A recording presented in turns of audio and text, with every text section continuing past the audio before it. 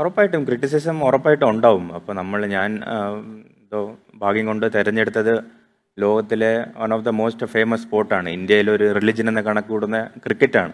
Indian ടീമിലെ ക്രിക്കറ്ററാണ് ഞാൻ. ലോകത്തിലെ ഏറ്റവും വലിയ ടീമിലെ ഒരു പ്ലെയറാണ്. അപ്പോൾ അത്രയും വലിയൊരു സ്റ്റേജ് നിൽക്കുമ്പോൾ ഭയങ്കര നോർമലാണ്. നമുക്ക് ക്രിറ്റിസിസം ഉണ്ടാവും, നല്ല സൈഡും ഉണ്ടാവും, ചീത്ത സൈഡും ഉണ്ടാവും. ഇതൊക്കെ ഭയങ്കര ഒരു നോർമലായിട്ടുള്ള ഒരു അക്സെപ്റ്റൻസ് വരും. നമ്മൾ ചെറുപ്പത്തിൽ അക്സെപ്റ്റ് ചെയ്തില്ലെങ്കിലും നമ്മൾ കുറച്ച് കഴിയുമ്പോൾ അക്സെപ്റ്റൻസ് വന്ന് തുടങ്ങും. വന്ന് അറിയാതെ ചെയ്തു പോകും, വേറെ വഴിയില്ല.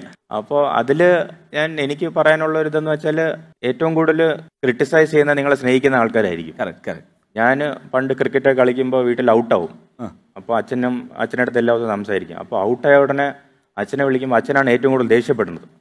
പക്ഷെ ആ ദേഷ്യത്തിന്റെ ബാക്കിൽ ഞാൻ നന്നായിട്ട് ചെയ്യണമെന്നൊരു ആഗ്രഹമുണ്ട്. ബ്രോ പറഞ്ഞ പോലെ നാട്ടുകാരെ ഞാൻ എല്ലാ മാച്ചും 100 അടിക്കണമെന്ന് പ്രതീക്ഷിക്കുന്നുണ്ട്. കേരളത്തിലുള്ള മലയാളികളും എല്ലാവരും, ഇന്ത്യയിലുള്ള എല്ലാവരും എന്നെ സപ്പോർട്ട് ചെയ്യണം, എല്ലാവരും പ്രതീക്ഷിക്കുന്നുണ്ട്.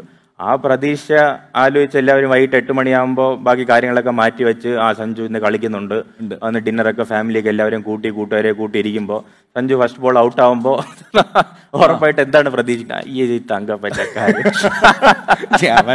ഇവനെ കൊണ്ട് വയ്യല്ലോ. ഉറപ്പായിട്ടും അങ്ങനെയല്ലേ വരത്തില്ല. അപ്പോൾ ഒരു നാച്ചുറൽ ഫ്രസ്ട്രേഷൻ ആണ്. അപ്പോൾ അതിനെ ഞാൻ നല്ലൊരു മൈൻഡ് സെറ്റിൽ ഇരിക്കുകയാണെങ്കിൽ ഞാൻ അതിന് അവിടെ തന്നെ അങ്ങ് ഓക്കെ, അവർക്ക് എന്തോണം റിയാക്ട് ചെയ്യാം. അതിന്റെ ബാക്കിൽ പലതും കാണും. ചിലപ്പോൾ ഇഷ്ടപ്പെടുന്നുണ്ടായിരിക്കും, ചിലപ്പോൾ ഇഷ്ടപ്പെടാത്തതുണ്ടായിരിക്കും. അപ്പോൾ അത് അവിടെ തന്നെ ഒരു ദൂരെ തന്നെ വന്ന് എൻജോയ് ചെയ്ത് ഇല്ലെങ്കിൽ ഇഗ്നോർ ചെയ്ത് ആ രീതിയിൽ അങ്ങ് പോകും. പിന്നെ ഏറ്റവും കൂടുതൽ നമുക്ക് സംസാരിക്കാനും ആൾക്കാർ കൂടെ വേണം. ഈ ഒരു കരിയറും ലൈഫും എന്തൊക്കെ ആയാലും കൂടെ നല്ല ഒരു സപ്പോർട്ട് സിസ്റ്റം അത്യാവശ്യമാണ്. തീർച്ചയായിട്ടും. അപ്പോൾ ഇങ്ങനത്തെ ഒരു ക്രിറ്റിസിസം ഉണ്ടാവുമ്പോൾ ഞാനിത് എൻ്റെ മനസ്സിൽ വെക്കാതെ എൻ്റെ കൂടെ ഉള്ള ആൾക്കാർക്ക് ഷെയർ ചെയ്യും. നല്ല മെന്റേഴ്സ്, കോച്ചസ് ഉണ്ട്, വൈഫിനടുത്ത്, ചാരുൻ്റെ അടുത്ത് ഷെയർ ചെയ്യും. അപ്പോൾ നമ്മൾ അതിനെയൊക്കെ സംസാരിച്ച് ഒരു കൺക്ലൂഷനിലെത്തി മുന്നോട്ട് പോകുമ്പോൾ നമുക്ക് പിന്നെ ആ ഒരു ഫ്രസ്ട്രേഷൻ മനസ്സിൻ്റെ ബാക്കി കാണില്ല.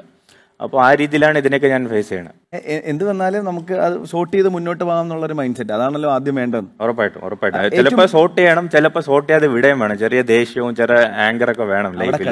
ചില സമയത്ത് അതൊക്കെ ഉപയോഗിക്കുകയും ചെയ്യാം, ചില സമയത്ത് മാത്രം. ഏറ്റവും വലിയ ക്രിട്ടിക്കാരാ ലൈഫിൽ? നേരത്തെ പറഞ്ഞ അച്ഛനാണോ, ഇപ്പം ചാരു ആണോ? ചാരു അത്ര വലിയ ക്രിട്ടിക് അല്ല, ഏറ്റവും കൂടുതൽ സപ്പോർട്ട് തരുന്ന ചാരുവാണ്. അപ്പോൾ നമ്മുടെ ലൈഫിൽ ഏറ്റവും വലിയ സപ്പോർട്ട് സിസ്റ്റം ആരെന്ന് ചോദിച്ചാൽ നമ്മുടെ കുറെ കോച്ചസ് ഉണ്ട്, കുറെ മെന്റേഴ്സ് ഉണ്ട്, പിന്നെ കുറെ കൂട്ടുകാരുണ്ട്, പിന്നെ ഫാമിലി ഉണ്ട്. പക്ഷെ ഇപ്പോഴും എന്റെ ലൈഫിൽ കുറെ വർഷങ്ങളായിട്ട് ഏറ്റവും കൂടുതൽ സപ്പോർട്ട് സിസ്റ്റം എന്റെ വൈഫാണ്. ഫ്രണ്ടിലൊന്നും വരാതെ ഒന്ന് ബാക്കി ഇരുന്ന്, പക്ഷെ നമുക്ക് എപ്പോഴും അവൈലബിൾ ആയിട്ട്.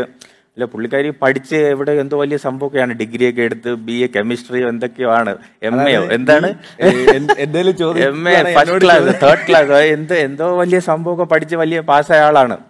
അപ്പോ നമ്മൾ രണ്ടുപേരും കല്യാണം കഴിയുമ്പോൾ ഞങ്ങൾ ഒരു തീരുമാനം എടുത്ത്, അല്ല അങ്ങനെയല്ലേ, സാധാരണ നാട്ടിലുണ്ടായിരിക്കുമ്പോ എന്താണ് നമ്മുടെ പഠിത്തം കഴിഞ്ഞ അടുത്ത ജോലി എന്തായി, അല്ലെങ്കിൽ ചാരു ഇനി എന്ത് ചെയ്യണ്, അല്ലെങ്കിൽ ചാരുവിന് ഇനി എന്താണ് ഇമ്പോർട്ടൻറ്റ്, ഫാമിലിയും ഫ്രണ്ട്സും എല്ലാവർക്കും തിരക്കാം.